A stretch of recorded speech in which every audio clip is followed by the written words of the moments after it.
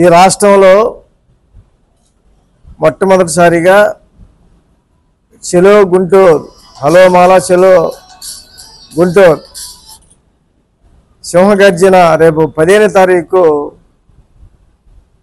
నాడు 4 గంటలకు గుంటూరు జిల్లాలో నడివొడ్డులో మాలల సత్తా ఏంటనేది ఈ రాష్ట్రం మొత్తం మీద సింహగర్జన అనే కార్యక్రమాన్ని తెలంగాణ నుంచి వినోదు ఎమ్మెల్యేలు తర్వాత అంబేద్కర్ మనవడు ఢిల్లీ నుంచి చేయడం కోసంగా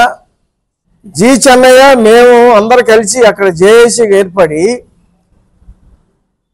ఈ జిల్లా నుంచి ఈ స్టేట్ నుంచి మాలమహనాడు రాష్ట్ర ఆధ్వర్యంలో నేను ఒక 20 మంది ఇక్కడ నుంచి ఒంగోలు నుంచి ప్రత్యేకించి ఢిల్లీ వెళ్ళి ధర్నా చేయడం జరిగినది. అదే క్రమంలో అక్కడ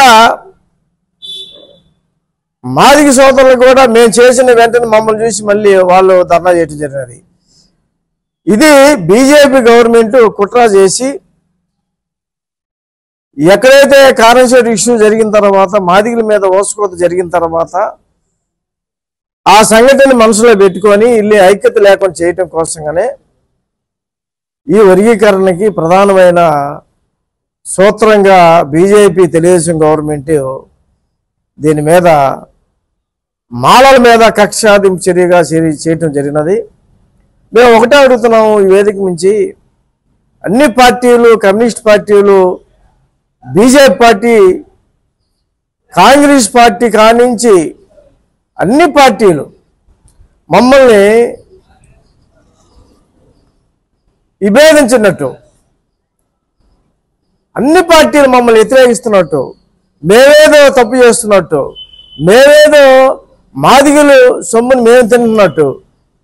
ఒక క్రియేషన్ లాగా కృష్ణమాదిగా ఒక్కడే వాంటెలిగా కృష్ణమాదిగా మాదిగలకి మాలలకి గొడవ పెట్టిన ఆలోచనతో ఈరోజు కూడా మాలల్ని ఎట్లా అంటే అట్లా మాట్లాడటం జరగటం, మాలలు ఎక్కడ కూడా ఘర్షణ వాతావరణంకి లేకుండా సామరస్యంగా మాట్లాడటం కూడా మాట్లాడుతున్నారు మా పెద్ద పెద్ద నాయకులు, జాతీయ నాయకులు, మేము కానీ. అయితే మేము చెప్తున్నాం ఇక్కడి నుంచి రేపు ప్రారంభం ఈ కార్యక్రమం మొదలుపెట్టుకొని 1 by 1 జిల్లా వారీగా, మండలాల వారీగా రాష్ట్ర రోకులు, రైలు రోకులు, బందులు చేసేదానికి రేపు జేఏసీ కమిటీ ద్వారా ఇది అయిపోయిన తర్వాత మేమందరం కూర్చొని మేము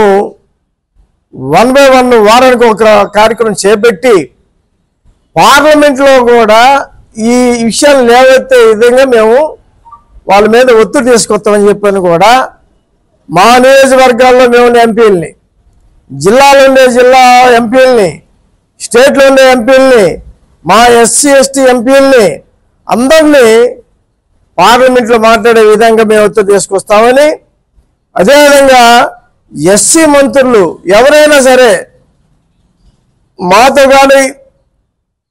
ఈ వర్గీకరణకు వ్యతిరేకంగాని ఏదన్నా అనుకూలంగా మాట్లాడినా మేము వాళ్ళని విభేదించి వాళ్ళ ఇళ్ళ ముట్టడి కూడా చేయడానికి కూడా మేము ముందుకెళ్తామని చెప్పని కూడా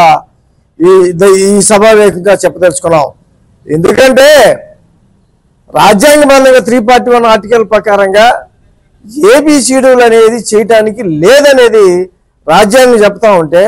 రాజ్యాంగానికి లోబడి సుప్రీంకోర్టు చెప్పాలి తప్ప రాజ్యాంగానికి వ్యతిరేకించి ఈ తీర్పునీయటం అనేది కూడా మేము వ్యతిరేకిస్తున్నాం. ఈరోజు పార్లమెంట్లో ఎందుకు ఈ విషయాన్ని లేవనెత్తట్లేదు, ఎస్సీ ఎంపీలు ఏం చేస్తున్నారు, ఎస్సీ మంత్రులు ఏం చేస్తున్నారు, దీని మీద మరలా పార్లమెంట్లో మాట్లాడి మోడీకి ముట్టికాయ వేసి దించి ఈ పార్లమెంట్లో ఈ వర్గీకరణ రద్దు చేయాలని మోడీ చేత ప్రకటన చేయాలని కూడా నేను ఎంపీలని రిక్వెస్ట్ చేస్తా ఉన్నాం, ఎస్సీ ఎస్టీ ఎంపీలని. ఈ వర్గీకరణ అనేది రాబోయే తరంలో చదువుకోవడానికి, ఉద్యోగాలు చేయటానికి అగ్రవర్ణాల కంటే హీనంగా ఉండే పరిస్థితి. ఇవాళ అగ్రవర్ణాల్లో ఓసీల్లో క్రిమిలేయర్ లేకుండా ఎస్సీ ఎస్టీల వరకే క్రిమిలేయరు ఎందుకు ఉండాలి? వాళ్ళ కులస్తులకి మిగతా ఓసీలకి అందరికీ క్రిమిలేయర్ లేకుండా చేయటం ఏంటి? అంటే వాళ్ళ కుటుంబాల్లో ఎంతమంది ఉద్యోగులైనా, ఎంతమంది ఐఏఎస్ ఆఫీసర్లైనా వాళ్ళకి అవకాశం ఉంది,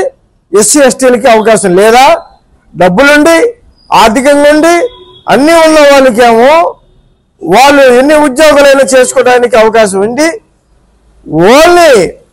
వాళ్ళు 5% ఉన్న జనాభాకి అవకాశం ఇచ్చి 15% ఉన్న మాకు జనాభాకి అవకాశం లేకుండా చేయటానికి